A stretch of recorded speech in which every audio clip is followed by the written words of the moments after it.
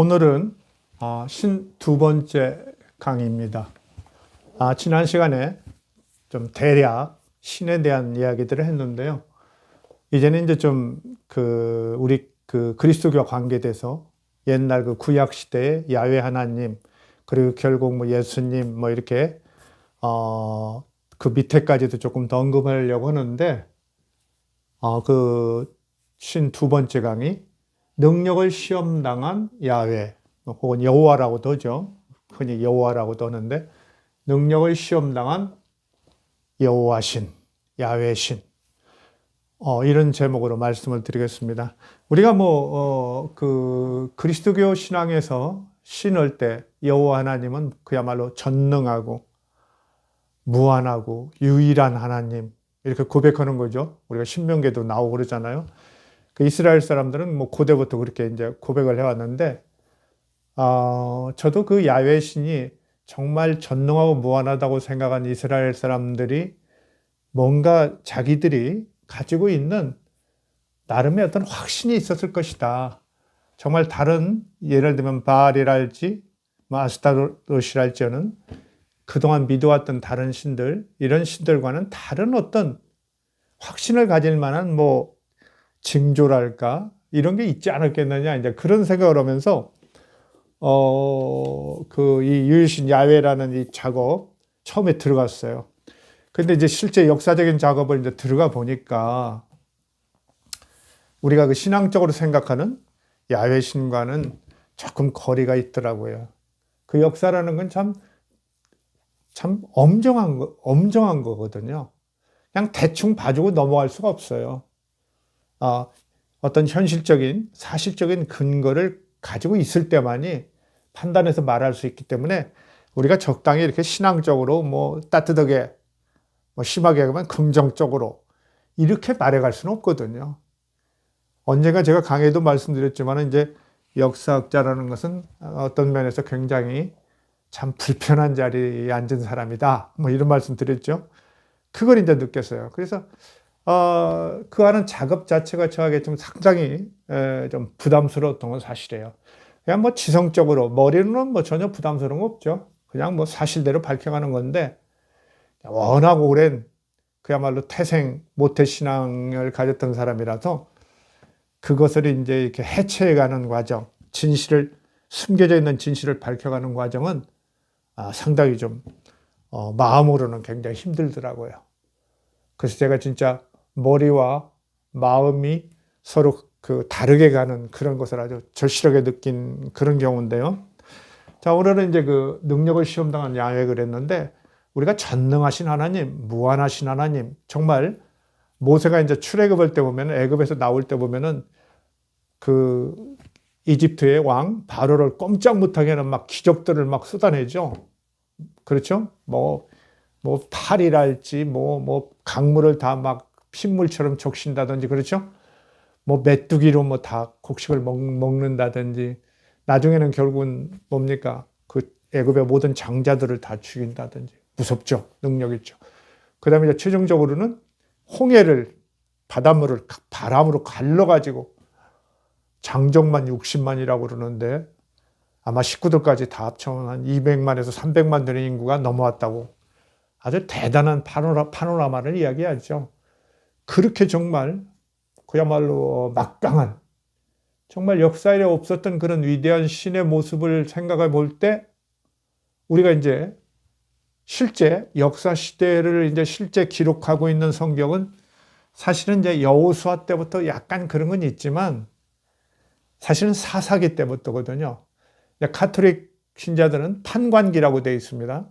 그 사사기 때부터인데, 이 사사기 때 역사를 보면은 그 사사들, 판관들이 가끔 일어나는데 그냥 하나님의 영에 이제 이게 충동을 받아가지고 가자! 이러면서 이제 일어나는 거죠. 불끈. 그래서 상당한 능력을 발휘하고 그러는데, 또 좀 결국은 제도화되지 않은 권력이기 때문에 또 쓰러지고 그러죠. 이제 그런 사사기 단계, 역사학자나 고고학자들이 굉장히 역사적으로 그래도 믿을 만한 것이 꽤 있다, 이렇게 보는 그 성경이 이제 사사기부터거든요. 근데 그 사사기에 이제 들어가 보면은 거기에 보이는 야훼 신은 그렇게 정말 막강한, 소위 뭐 파워풀한, 당당한, 막 영광스러운 그런 하나님의 모습과는 좀 다르거든요. 그런 신의 모습은 달라요. 그래서 이제 사사기부터 진짜 어떤 이스라엘 사람들이 약소민족으로서 겪었던 실제 역사를 상당히 반영하고 있구나. 이렇게 이제 학자들은 이제 동감을 표하는 뭐 그런 면이 있습니다. 그래서 오늘은 이 전능하고 무한한 영원한 존재라는 그 유일신 하나님이 사람으로부터 능력을 시험당한 경우가 있어요. 가장 대표적인 게 이제 기도온이라는 사람한테 능력을 시험당했는데, 제가 이 책에도 그것을 좀 언급을 했습니다만은, 가지고 있는 분들은 좀 보시면 더 좀 도움이 되겠죠? 오늘 이제 몇 가지 그런 문제, 어떻게 하나님이 시험을 당하느냐, 인간에게. 그리고 이제 더 조금 재미있는 건 재미있다고 합시다. 하나님이 이제 시험을 당할 뿐만 아니라 스스로 나를 시험해봐라 이러는 경우가 몇 번 나와요. 얘들아, 이스라엘 백성들아, 나를 시험해봐라. 혹은 이제 어떤 왕한테, 왕이여, 나를 시험해봐라. 이렇게 하죠. 여기 이제 이사야서에 나오는 아하스 왕의 경우. 이 아하스 왕이 이제 그 유명한 히스기야 왕, 신앙의 아주 대단한 왕 히스기야 왕의 아버지인데, 이 아버지는 아주 야훼 신을 철저하게 무시했어요. 능력이 없는 자다. 무능한 신이다. 그래서 이제 시리아나 북이스라엘한테 우리가 이렇게 고난을 받고 그러는데도 전혀 도움을 주지 않는다. 아주 현실론자죠. 나중에 이제 유일신 야훼를 강의할 때 이제 또 얘기를 하겠습니다만은, 이 아하스 왕이 그래서 믿지 않아요. 그러면서 오히려 그 이방의 신들을 막 수입해요. 특히 시리아의 신. 당시 이제 시리아에는 아람 왕국이라는 왕국이 있었는데 아주 셌거든요. 강력한 나라였어요. 그러니까 아람의 신들을, 시리아의 신들을 막 수입하고 그럽니다. 그러면서 이제 여호와의 그 성전은 문을 그냥 봉해버려요. 닫아버려요. 믿지 마라. 제사에도 쓸데없다. 막 이러면서. 그러니까 그때 이제 이사야 선지자가 아하스 왕을 굉장히 달래고 그러죠. 그러면서 이제 몇 년 내에 내가 이렇게 그 두 나라를 멸망시킬 테니까, 아람하고 북이스라엘을 멸망시킬 테니까 믿어라. 네가 그렇게 못 믿니? 그러면 좋다. 어떤 징조든 한번 요청해봐라. 그러죠. 그 유명한 일이 있죠. 어떤 네가 아하스 왕 자네가 요구하면 어떤 것이든 여호와 하나님이 들어주겠다. 한번 징조를 요구해봐라. 그러니까 저는 하나님을 시험하지 않습니다. 뭐 이러죠. 왜 시험을 하지 않느냐?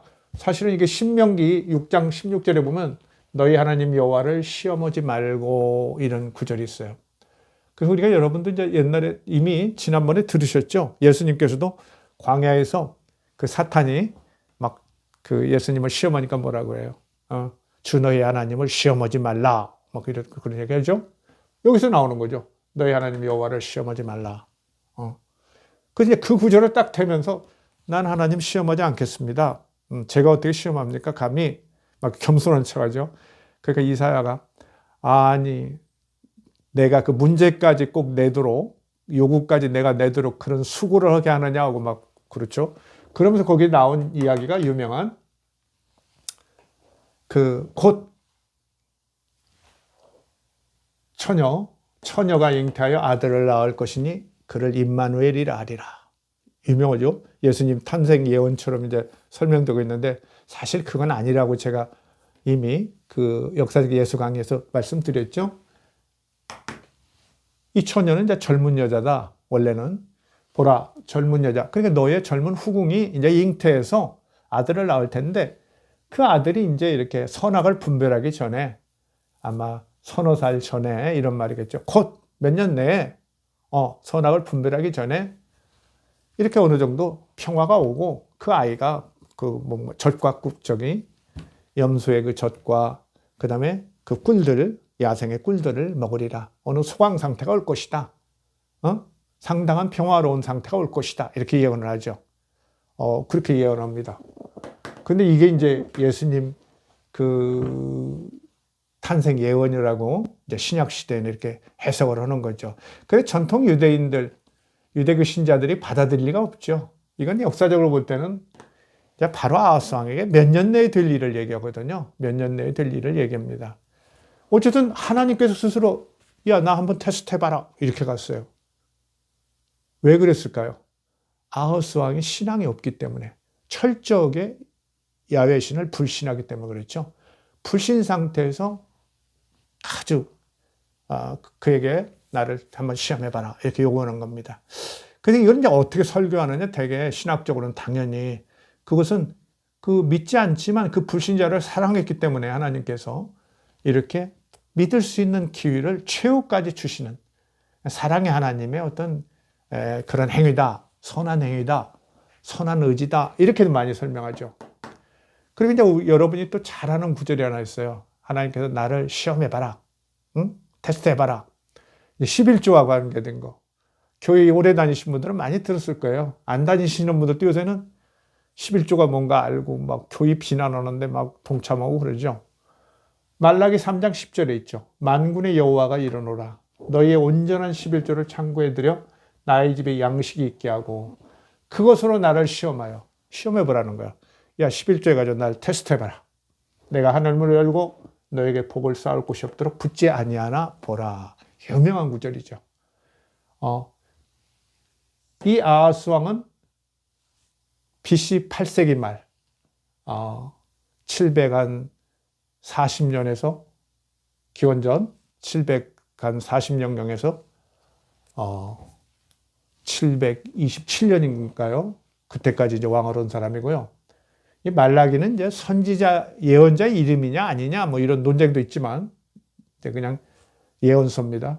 그 내용은 대개 어느 때 얘기냐면은 BC 5세기 때의 사실이다 이렇게 보고 있어요. 왜 이렇게 역사학자가 이렇게 명확하게 얘기 안 씁니까? 제가 굉장히 명확하게 얘기를 잘하는 사람이지만 너무 오래된 옛날 얘기니까 연대 같은 거 함부로 얘기 못해요. 사실 그걸 너무 또박또박 얘기하는 사람이 잘못 배운 거예요. 여러분 그것도 아셔야고요. BC 5세기. 그러니까 막 그 490년대 이후로 한 400년까지. 이때 이제 예루살렘 성전이 이제 되게 다시 건축된 게 바벨론에서 돌아와서 다시 건축해서 완성된 것이 BC 한 515년경이거든요. BC 515년경에 완성됐으니까 그 이후의 사실이에요. 성전을 진다고 졌는데 그렇게 제대로 못 졌어요. 주변에서 반대도 많고 돈도 없고 그러니까 그냥 쉽게 말해서 이제 그 옛날에 솔로몬이 진 성전은 제법 규모가 있고 잘 됐을 텐데 훨씬 이제 초라한 성전이 사실은 나왔던 거죠. 그렇다고 하면 아주 형편없는 건 아니지만 자기들이 그 원래 기대했던 그런 위대한 성전은 못 졌죠. 근데 이제 그 뒤에도 그 주변에 있는 민족들하고 계속 갈등이 심하고 더군다나 이제 원래 그 유대 땅에 그냥 남아있던 가난한 사람들 이런 민중들하고 잡혀갔던 그 엘리트들 그랬다가 다시 돌아온 그 유대인 엘리트들하고 갈등이 계속 있죠. 그런 가운데 이제 그 여호와 신앙이 유일신 신앙이 그렇게 제대로 안 됐어요. 많이 그냥 어설픈 거예요. 아직도 어설픈 유대교 신앙이 였는데 결국 이제 그 BC 한 400년경 에스라 선지자가 이제 와서 그 모세오경 우리가 토라라고 하죠. 모세오경을 선포하고 율법을 확실히 하고 율법 지키지 않은 사람들을 막 정리하고 이런 다음에 그때부터 이제 유대교 체제가 그래도 분명해진다. 비교적 분명해진다. 이렇게 아시면 되고요. 그렇지만 뭐 식민 상태에서 그렇게 100% 그러니까 우리가 생각하는 것처럼 그렇게 어마무시한 엄정한 그런 그 유대교는 아니었어요. 그 많은 또 외부의 영향도 오고요. 페르시아 영향도 오고 그 뒤에는 이제 그 헬라 그리스의 영향도 많이 오고 그러죠. 그런 것을 우리가 넣으면요. 결국 예수님 시대까지도 비교적 이렇게 유대교라는 것이 그렇게 뭐 각박하지는 않았어요. 엄정하고 각박하지는. 그 예수님도 그 활동의 영역이 좀 있었던 거예요. 비교적 자기 얘기를 할 수 있는 그런 분위기가 여러 파벌이 있었잖아요. 그죠? 뭐 바리새인 그죠? 그다음에 사두개파 막 이런 거 서로 경쟁하는 그런 그 세력들이 있었기 때문에 그 일종의 종파 같은 게 있었죠. 그렇기 때문에 비교적 그런 흐름이 있다는 건 좀 우리가 아시면 좋겠어요. 어쨌든 상황이 별로 안 좋았어요. 그 정부가 선 것도 아니고 그냥 대제사장이 그 예루살렘 성전의 대제사장이 페르시아의 그 총독의 명령을 받아서 통치하는 일종의 그냥 자율 통치 이런 비슷하게 하고 왕은 없었거든요. 그러니까 그냥 성전을 유지하고 이러는 것도 상당히 어려워요. 그리고 그때 이제 성전을 관리하는 제사장이나 이런 사람들의 부패가 또 심했다고 그래요. 말라기에 보면 나오죠. 그래서 이제 이게 헌금 같은 걸 받으면 이제 떼먹고 그런 게 많은 거예요. 그 사람들이 나쁜 사람들이라 그런 경우도 있겠지만 욕심내고 그런 면도 있지만은 어떻게 보면은 생활이 또 어려운 면도 있었다고 보여요. 그 두 가지 면이 이제 이렇게 작용을 했겠죠. 그래서 어떤 분들은 11조를 제대로 좀 내라는 것이 일반 백성들에게 한 게 아니라 성전의 그런 제사장이나 이런 사람들, 성전을 관리하는 그런 관리들, 이런 사람들에게 한 얘기다. 이렇게도 얘기하죠. 그러나 어쨌든 그런 나쁜 상황에서 그 신앙이 어떻겠어요? 예루살렘으로 돌아올 때 바벨론 유세에서 534년, 3년에 돌아왔잖아요. 기원전. 돌아올 때는 완전히 희망에 불탔죠. 야, 하나님께서 정말 고레스를 부려가지고 페르시아 왕도 꼼짝 못하게 해가지고 우리를 해방시켜줬구나. 만세 막 그러죠. 그게 이사야에서 뒤에 나오죠. 아주 그냥 의기양양한 제2사야. 예를 보면 이제 의기양양하잖아요. 근데 실제 와봤더니 상황이 영 안 돌아가요. 저 중앙에서 명령 내려도 현재 오면 잘 안 되는 거. 그거 많이 있잖아요. 그런 일이 벌어지는 거죠. 다른 민족들이 계속 시비하고, 야, 우리가 이제 70년 이상 여기서 살았는데 왜 너희들이 다시 와서 내놓으란 말이냐. 막 이런 거죠. 우리가 이제 팔레스타인에서 이스라엘과, 그죠? 팔레스타인 사람들이 요새 날에 갈등도 약간 그런 면이 있죠. 원래 우리 땅이니까 내놔라. 그러니까 원래 너네 땅이냐. 더 원래는 우리 조상들의 땅이다. 뭐 이렇게도 나오고 그러는 거죠. 그러나 어때요? 우리가 또 수천 년 살았는데, 2000년 이상 살았는데, 어떻게 내놓으란 말이냐? 또 이렇게 얘기하고, 이렇게 싸우는 거죠. 그런 비슷한 일이 벌어지고 있었던 거예요. 그러니까 성전 운영 같은 것이 상당히 어렵죠. 그 다음에 신앙심도 많이 떨어졌어요. 웜은 독립하고 영광스러운 이스라엘 왕국을 세울 줄 알았는데, 여전히 페르시아의 식민지고, 이웃 민족들한테 그냥 늘 당하고 침략당하고 이러니까 낭망했죠. 이 사람들이 실망했어요. 11조도 잘 안 냈을 거예요. 근데 이때 11조는요, 그냥 헌금이 아니에요. 세금이에요, 세금. 그때 정부가 없으니까, 그렇죠? 대제사장이 일종의 뭐랄까요, 정부 대리를 한다거나, 대행을 한 거죠, 대행. 행정부 대행을 이제 예루살렘 성전 체제가 한 거기 때문에 성전 제재에 이제 11조를 내는 건 사실상 세금을 내는 거예요, 세금. 그래서 이제 오늘날에 이제 교회에서 11조를 요구하는 것이 너무 지나치다. 이런 어떤 것은 상당히 설득력이 있어요. 예. 우리나라 국민들이 대개 자기 소득의 한 20% 정도를 세금을 내거든요. 세금을 20%를 국가에 내는데, 국가 사회에 20% 내는데, 지금 오늘날 한국 교회가 정말 그 절반, 10%를 추가로 요구할 만한 역할을 하는가.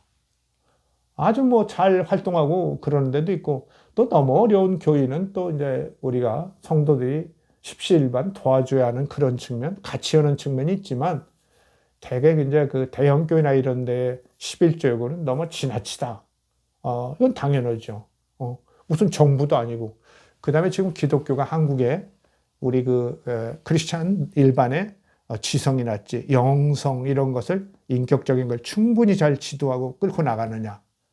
그건 아니거든요. 네, 그건 아니에요. 지금 돌아가는 거 보면 알죠.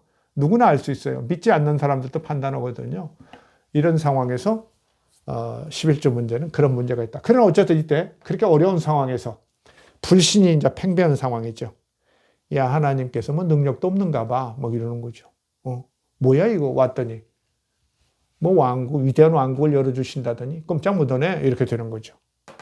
그러니까 바벨론 유수소에 있을 때, 바벨론의 포로로 있을 때 아주 야훼 신앙이 이렇게 정말로 내려앉았거든요. 아주 형편없이 내려앉았는데 그래도 그 중에 기운 차리고 온 사람들이 이제 돌아온 건데 그들이 또 어떤 예루살렘에 돌아와서 현실을 보고 다시 또 낭망한 상태예요. 그 얼마나 힘든 상태겠어요. 예. 그 율법도 잘 안 지키고 막 그래요. 안식일도 잘 안 지키고 이런 상태니까 나를 한번 시험해봐라. 오직 답답하면 그렇게 나온 거죠. 오직 답답하면. 진짜 야훼 신이 진짜 그랬을까? 그거 믿는 분도 있겠지만 저는 뭐 그건 아니라고 보죠. 대제사장이랄지 이렇게 신앙의 엘리트들, 지도자들이 이렇게 이제 얘기를 하는 거죠. 너희들 한번 하나님을 시험해봐라. 하나님께 약속을 하셨는데 11조 한번 내고 한번 축복하는지 않는지 시험해봐라. 막 요청했겠죠. 이렇게 이제 두 경우는 신이 자기를 테스트해보라고까지 요구를 했어요. 근데 어떠냐? 거기에는 기본적으로 일반 백성이나 왕이나 그 대상자들의 불신이 깔려 있었다. 우리가 알 수 있어요. 오늘날 우리가 생각하는 것처럼 그렇게 절대적인 신은 아니다. 우리가 이제 지난 시간에 얘기했죠? 궁극적 실제로서의 하나님의 모습과는 상당히 다르다. 다르다. 그리고 뭔가 종교의 신으로서 제가 그런 얘기했죠. 그렇게 내 안의 신과 종교의 신이 있는데 종교의 신으로서도 왠지 그렇게 확고한 모습은 아니다. 이걸 우리가 알아차려야 한다는 거죠. 그런데 이들보다 훨씬 앞에 오늘 그 말하고자 하는 그 중심 이야기 기드온의 얘기죠. 기드온이라는 사람이 그 이제 사사로 있었어요. 여러분이 이제 알고 있는 그 모세가 출애굽한 것이 사실이냐 아니냐 그러는데 역사학자는 당연히 사실이 아니라고 봐요. 증거도 있어요, 많은. 될 수 있어요. 모세가 BC 한 1500년경에 출애굽을 했다는 증거, 역사적 증거나 이런 건 거의 없어요. 그거 뭐 가끔 이렇게 언론 같은 데 나오고 목사님들 얘기하고 뭐 이런 거 그건 전혀 역사학적으로 인정받지 못해요. 근데 우리 같은 사람만 부정하는 게 아니라 이스라엘의 그런 대학들에 있는 고고학자들 이런 사람들이 전혀 믿지 않아요, 그거를요. 역사학자들 이런 사람들이. 전혀 믿지 않습니다. 여러분에게는 유발 하랄이라고, 그, 사피엔스라는 책 써서 유명한 친구 있죠? 머리 벗겨지고 그런, 그 친구가 이제 이스라엘의 그 국립대학의 교수죠. 역사학 교수인데, 그 친구도 야훼신 안 믿어요. 전혀 안 믿어요. 책에도 써놨어요. 그건 원시 부족들의 어떤 그저 그런 신앙으로서 막 이렇게 나갑니다. 근데 이제 우리 크리스찬들한테만 이렇게 강력하게 지금 어필하는 거죠. 그러나 우리는 누가 뭐라고 했든 또 엄정하게 신의 문제니까 좀 살펴볼 필요가 있는 거죠. 그 한 1500년경에 그렇게 영광되게 나왔다라면 어떨까? 그 뒤에 이렇게 여호수아를 거쳐서 이렇게 사사기, 이 사사기는 언제적 시대냐면은 이제 그 다윗 왕이 국가를 세운 것이 BC 천년경이에요. 그건 거의 확실하거든요. 대단한 국가는 아니지만 BC 천년경에 세웠는데 그 앞에요. 대개 이제 이 기드온 같은 사사들이 활동한 것은 한 BC 1200년에서 이 1000년 사이, 한 200년간 활동했죠. 정확한 연대는 알 수 없지만 그 안에 들어가 있는 것은 다 알아요. 공감합니다. 역사적 사실이랄지 고고학적 증거 이런 것들도 다 얘기하는 건데요. 자, 오늘 우리는 기드온을 통해서 기드온은 하나님을 테스트했어요. 야훼 하나님을 테스트했어요. 여러분 잘 알죠? 이 이야기를 뭐 여러분이 다 알아서 제가 이렇게 뭐 워낙 많고 그래서 쓰지는 않았는데 그 사사기 6장 37절에서 40절 보면 기드온이 그런 걸 하죠. 하나님께서 야 기드온 하나님의 영이 너와 하나님의 사자가 그랬죠. 하나님의 영이 너와 함께 하신다. 지금 미디안이 쳐들어왔는데 네가 좀 그 리더가 돼서 물리치고 구원하라. 막 그러죠. 기드온이 이제 그 하나님 신앙을 겨우 받아들였어요. 바알의 신상을 깨부시고 받아들여가지고 막 사람들이 막 항의하고 그러죠. 그런 구절이 이제 사사기 6장 앞에 나와요. 막 나오죠. 그래서 이제 신앙을 겨우 받아들였는데 야, 네가 이제 미디안하고 전쟁이 벌어지는데 네가 리더가 되라. 이러고 보니까 이 사람이 쫄았어요. 쫄아가지고 저 죄송한데 여호와의 사자한테 그러죠. 죄송한데 제가 야훼 하나님의 징조를 한번 시험해 보고 싶습니다. 용서해 주십시오. 한번 제가 말씀드릴 테니까 그 응답해 주시면 그걸 징조로 알고 제가 그 앞에 지도자가 되겠습니다. 이렇게 하죠. 그래서 그 유명한 이야기 나오죠. 제 타작마당에 양털 뭉치를 놓을 텐데, 흙이죠. 흙에다가 운동장 같은 데 양털 뭉치를 놓을 텐데 그 양털 뭉치에만 이슬을 내려주시고 옆에 땅들에게 흙에는 이슬이 묻지 않게 해주소서 이렇게 하죠. 근데 우리가 이제 구약 성경을 보면 이스라엘 사람들은 이슬 얘기를 잘해요. 성령이 이슬처럼 내리고 막 이런 것도 나오고 그러는데 이슬 얘기를 잘하는 왜 그러냐면 그곳에는 우리나라보다 강수량이 적죠. 북쪽은 제법 많아요. 이스라엘 북쪽은. 그 한 예수님의 고향 같은 데는 그 북쪽은 갈릴리 이런 데는 꽤 많거든요. 거의 1000ml에 육박하고 그래요. 근데 남쪽으로 내려올수록 너무 조그마요. 그러니까 우리가 유대라는 곳이 막 유명하지만 유대라는 데가 땅은 널찍하지만 아주 쓸모있는 땅이 거의 없거든요. 강수량도 그냥 불과 몇백. 더 밑으로 내려오면 몇십 미리까지 그 사막 같은 데는 그렇게 떨어져요. 위아래의 강수량의 차이가 엄청나거든요. 그러니까 얼마나 힘들겠어요. 근데 이제 이렇게 강수량이 적은 이런 지역은 특히 이슬을 잘 활용해요. 이슬이 많이 거기는 맺힌다고 그러는데 그 이슬을 받아가지고 모아가지고 식수도 하고 그 다음에는 그걸로 농사 짓는데 그 식물을 이슬이 적셔가지고 자라게 해줘 그러죠. 이 사람들은 이슬을 굉장히 고맙게 여겨요. 그 생태가 그렇다는 거죠. 그러니까 양털 뭉치에 이슬만 내려주십시오. 양털 뭉치만.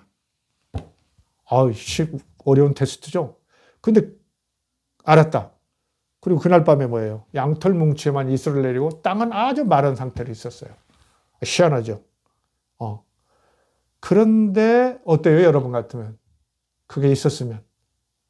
아이고 주님 알겠습니다. 믿고 가겠습니다. 할 것 같은데 이 친구가 아직도 그래요. 저 죄송한데 거꾸로 한번 해봅시다. 이렇게 나오죠. 거꾸로. 옆에 흙에는 이슬이 다 내리게 하시고 양털 뭉치만 안 적게 하소서.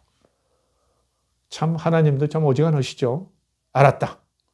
또 그렇게 내려요. 그래서 양털 뭉치가 이번엔 젖지 않게 해요. 이것을 보고 이제 기도원이 나아가죠. 근데 여러분 어떻습니까? 전능하신 하나님, 정말 그 이집트의 바로를 그냥 막 재앙들로 막 치고 홍해를 가른 하나님이 어때요?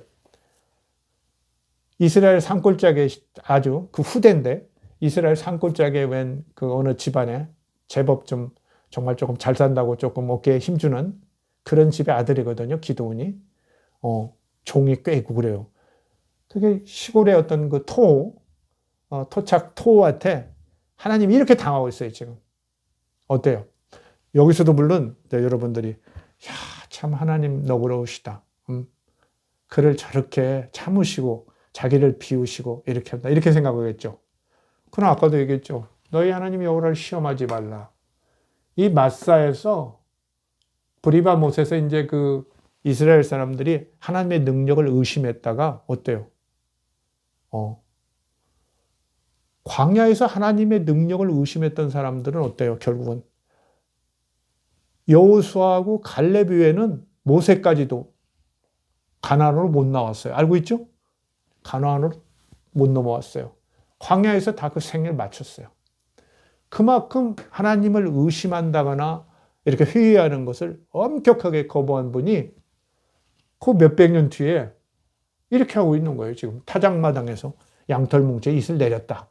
그 다음날은 안 내렸다. 이러면서 확인당하고 있어요. 그러니까 뭐냐. 사실은 이 사사기는 이제 아까 역사라고 그랬죠. 사실 역사를 반영하고 있다. 100% 역사는 아니고 실제 역사를 반영하고 있는데 이 위는 어떤 거냐. 아까 그 모세 같은 경우 다음 시간에 제가 좀 하려고 그러는데 모세가 그렇게 아주 위험을 떨치고 하는 영광은 사실은 약간의 전설 속에 상상을 보탠 거예요. 하나의 창작품이에요. 창작품. 그런 근거가 없다니까요. 홍해를 건너고 그런 거 없어요. 그리고 이집트에서 탈출한 것도 없어요. 다만 뭐가 있느냐? 여러분 책을 좀 보시면 알겠지만은 이집트가 가나안을 14세기, BC 14세기부터 지배하고 있었어요. 가나안을. 식민지로.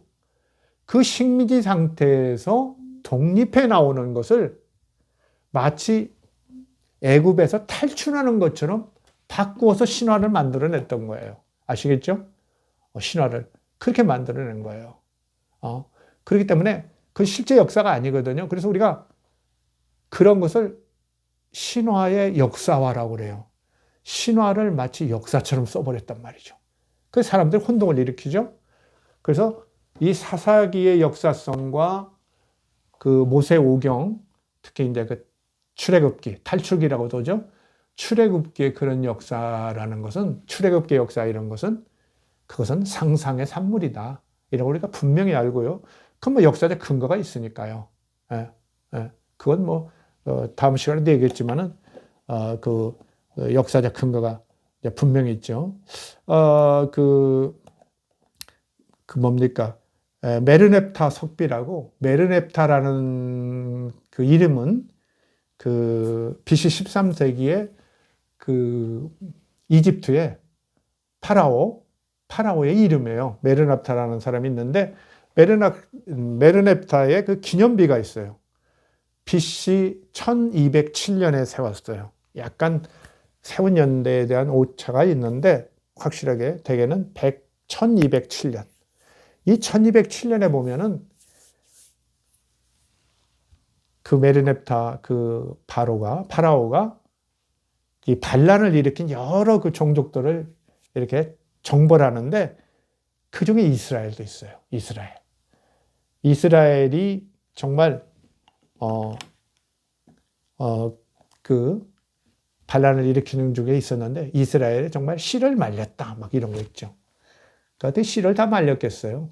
예, 그렇게 자기의 승리를 이제 파라오가 과장한 거죠. 그러고 보면은 BC 1207년경에 이렇게 이스라엘이 자기들이 그 이집트의 그 식민 지배로부터 독립하는 그런 운동, 투쟁을 벌이고 있었다는 걸 우리가 역사적으로 확실히 알 수 있죠. 만약에 이제 그 구약 성경이 얘기하는 대로, 출애굽기가 얘기하는 대로 BC 1500년경에 넘어와서 가나안으로 들어왔다면 이집트하고 싸울 이유가 없죠. BC 1207년에 그렇게 격렬하게 싸울 이유는 없죠. 그래서 BC 1207년에, 그러니까 BC 13세기에 오히려 BC 13세기 그 후반에 그런 그 이스라엘의 대이집트 독립투쟁이 있었다. 그 독립투쟁 속에 이 사람들이 민족을 형성해 간 거죠. 민족을 형성해요. 근데 국가 이름이 이스라엘이잖아요. 이스라엘. 엘과 더불어 싸워 이겼다 그러는데 겨루어 이겼다. 하나님과 겨루어 이겼다. 그런데 엘신은 원래 여호와 신보다 앞에 있었던 가나안의 제일 높은 신이에요. 그걸 지고신이라고 하는데 제일 높은 신이죠. 그러니까 야훼는 이름도 없어요, 아직. 왜? 야훼는 그 뒤에 민족들 형성 과정에서 저 남쪽으로 들어온 사람들이 가지고 온 거예요. 나중에 몇백 년의 성숙 과정을 통해서 이제 민족신이 되는 거죠. 그것이 이제 그 역사적 사실이거든요. 그래서 우리가 그 역사적 사실과 특히 이제 그 상대적으로 보면 사사기가 먼저 쓰였어요. 그런 신명기만 빼고는 출애굽기랄지 창세기 이런 것은 그 뭡니까 바벨론 유수 상태에서 혹은 그 이후에, 그러니까 BC 6세기나 5세기에 쓰였거든요. 그래서 오히려 더 앞에 것은 뒤에 쓰여요. 우리가 이제 역사를 기술하는데 사실은 가까운 데부터 역사는 되게 쓰여지죠. 그렇죠. 잘 아니까. 그래서 저 상고사는 되게 그런 역사적 축적이 충분히 된 다음에 뒤늦게 드는 게 일반적인 그 추세예요. 그걸로 봐서도 이 출애굽의 역사는 훨씬 뒤에 그 전설이나 이런 것 가지고 자기들의 어떤 신앙적 어떤 그런 신념이나 이런 걸 반영해서 이렇게 창작해낸 면이 많다. 100% 창작은 아니지만 그런 면이 있다는 걸 우리가 좀 아시기 바랍니다. 자, 지금까지 얘기를 좀 정리해 보면 이 사사기에서 기드온이 하나님을 테스트하는 건 뭐냐? 이미 바알신의 그 신상을 때려부시고 했다고 그러는데 그 다음에 그 아스타롯도 때려부셨죠? 기존의 어떤 토착 신앙들을 신상을 때려부시고 해가지고 사람들이 그냥 난리 났죠. 아버지한테 항의하고 그러는데 기드온의 아버지가 그러죠. 바알신이 진짜 그렇게 능력이 있다면 바알신이 알아서 내 아들을 처리할 거 아니냐. 너희들이 왜 야단이냐 그런 거죠. 진짜 바알신이 능력 있는 신이라면 뭐 어떻게 해서 징치를 하겠지, 처벌하겠지 막 이러죠. 그래서 넘어가죠. 근데 이제 놀라운 것은 그렇게 해서 이제 야훼 신을 이렇게 테스트를 2번이나 하고 긴가민가한 거예요. 그러니까 여기서 우리가 알 수 있죠. 익숙한 신이 아닌 거예요. 누가 이렇게 자꾸 와서 야훼 신이 전쟁에 능하다는 신이라고 자꾸 기드온을 충동질하니까 기드온이 이런 테스트를 했다는 거예요. 진짜 그랬나 어쩌나는 모르지만 어떤 그런 그 믿음의 과정이 있었던 거죠. 그래가지고 이제 그 300명의 용사를 거느리고, 그렇죠? 미디안 족속을 완전히 때려부셨죠. 그래서 아주 그 수십 년간 그 기드온이 다스리고 아들들도 많았다고 그러죠. 그런데 놀라운 것은 기드온이 죽자마자 사람들이 다 잊어버려요. 그래서 야훼 신을 섬기지 않고 다시 바알 신을 섬겼다고 나오죠. 다시 바알 신을. 여러분이 그 사사기에 이렇게 뒤에 보면은 이어지는 그 구절들을 보면은 그렇게 나와요. 그 8장 33절에서 35절까지 보면은 그런 게 나오죠. 기드온이 죽으니까 사람들이 다 기억하지 않고 다시 바알신을 섬기고 기드온의 그런 아들들에 대해서도 아무런 배려도 하지 않았다. 그 집안에 대해서 이렇게 존경도 하지 않았다. 다시 바알신으로 돌아간 거예요. 여기서 무엇을 알 수 있어요? 바알신이랄지 아까 때려부셨다는 아스타롯이랄지 이런 여러 신들이 신앙이 있는데 야훼 신은 지금 어떻게 보면 처음 이렇게 끼어들었어요. 야, 내 능력을 테스트해봐라. 막 이렇게 하는 거죠. 어때요? 우리 한국의 기독교가 처음 들어올 때 어때요? 미국이나 카나다 같은 데 선교사들이 들어와서 한 일 중에 많은 일들 중에 어때요? 하나님은 전능하시다. 성경에는 그 환자를 낫기는 기적들이 많죠. 그러니까 예수 씨는 어때요? 환자를 낫긴다. 기도하고 그러죠. 그러면서 누구 낫았다더라. 막 이런 얘기 오죠. 이런 것들이 선교에 많은 영향을 주는 거 아닙니까? 그런 일들이 벌어진 거예요, 사실은. 그래서 야훼 신이 우리가 생각하는 것처럼 그렇게 처음부터 전능한 신으로 줄곧 내려왔고 모든 사람들이 열심히 신앙하는데 가끔 이런 아하스나 뭐 이런 사람들처럼 이상한 불신자가 나왔다. 이런 게 아니라 고대에는 여러 신들을 다신신앙이죠. 섬기는 것이 일반적이었는데 그중에 야훼 신이 새롭게 저 남쪽에서 온 거 어떻게 하냐면 이제 그 모세가 하나님을 만나서 율법을 받았다는 게 어디예요? 시내산이죠. 호렙산이라고도는 그 시내산 호렙산이 저 남쪽에 있죠. 팔레스타인 저 남쪽에, 유다보다 더 남쪽에. 그래서 거기에서 그 다음에 또 어때요? 그 모세가 자기의 그 아내를 만나고 장인을 만나고 그런데 그 근방이죠. 저 남쪽에요. 그래서 팔레스타인 그 남쪽에서 이스라엘이 민족이 형성하는데 많은 어려운 그 사람들이 각 민족들이 다 그렇게 이스라엘의 중앙 산지에 모였어요. 이스라엘은 원래 성립된 것은 아주 높은 산지예요. 한 700m 이상이 돼요. 그런 고원지대예요. 그러니까 이제 다른 민족의 침략이나 이런 것이 상대적으로 적으니까 그리로 올라온 거예요. 그래서 거기서 계단식 밭을 만들고 그렇죠? 막 수조, 그런 큰 물통을 묻고 이래가지고 새로운 어떤 터전을 만들어내는 게 이스라엘 초기 역사예요. 그런 역사가 이 사사기에 들어있는 거예요. 이게 실제 역사예요. 사실. 그걸 거쳐서 어때요? 엘리 대제사장이나 사무엘, 그 다음에 어때요? 사울왕을 거쳐서 다윗왕 때 오면 결국 국가다운 국가가 서고 예루살렘을 빼앗고 예루살렘 그 기존의 성전을 고쳐서 여호와의 성전으로 만들음으로써 이제 정말 야훼 신앙이 이스라엘 국가의 신앙으로 자리를 잡는 거죠. 그러나 그때 사람들은 여전히 여럿이에요. 그 야훼 신을 가장 으뜸 가는 국가의 신이라고 하지만 실제는 그냥 다양한 신을 섬긴단 말이죠. 그래서 나중에 이제 히스기야 왕이나 요시야 왕 때 어때요? 오직 한 신만 섬겨라. 그래서 다른 신상을 다 때려부시고 제사장도 막 죽이고 이러면서 유일신 신앙을 성립시키죠. 그것이 기원전 622년이잖아요. 이걸 머리에 넣으면은 이렇게 초기에 야훼 신이 정말 기드온한테 일개 시골 지도자한테 이렇게 테스트 당하는 것이 너무 현실적인 이야기다. 현실적인 이야기다. 그러면서 그 뒤에도 몇백 년이 흘러도 이 아하스 왕이 야훼 신을 불신하거나 이런 것도 그렇게 다신신앙적, 여러 신을 섬기는 신앙적인 배경하에서 나올 수 있었던 것이다. 이렇게 알고요. 그러나 유일신 신앙이 기원전 622년에 성립됐다지만 정치적으로 강압적으로 된 것이기 때문에 그렇게 사람들의 어떤 정신과 어떤 생활 일반을 100% 지배하지는 못한 거죠. 그야말로 종교적 신으로 머물고 있는 거죠. 그러면서 이렇게 바벨로니아스 이후에도 유일신 신앙이 굉장히 그 성립돼 있는 것 같지만 사실은 자기들의 어떤 현실적 상황이 어려우니까 이렇게 의심하고 이러는 가운데 오히려 야훼 하나님이 11조를 내봐라. 그리고 내가 너희들한테 복을 주는지 여부를 시험해봐라. 이렇게 하는 이런 어떤 구절도 나왔다는 거. 이걸 우리가 잘 좀 아시기 바랍니다. 그러면 야훼 신앙이라는 것이 여호와신, 야훼 신앙이라는 것이 처음부터 그렇게 성립되어 있던 것이 아니라 서서히 성립되고 그 다음에 그 성하다, 흥하다가 약화되어가다가 이런 것을 반복하면서 이렇게 이제 세계적인 종교로 번져가는 역사가 있었다는 걸 여러분이 아시게 될 겁니다.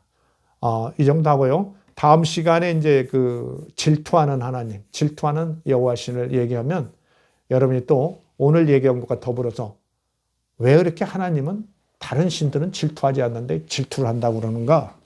이런 것을 좀 알면서 초기 신앙의 여호와신이 이 종교적 신앙으로 형성되어가는 그 실상을 좀 더 알 수 있게 될 겁니다. 이만 마치겠습니다. 감사합니다.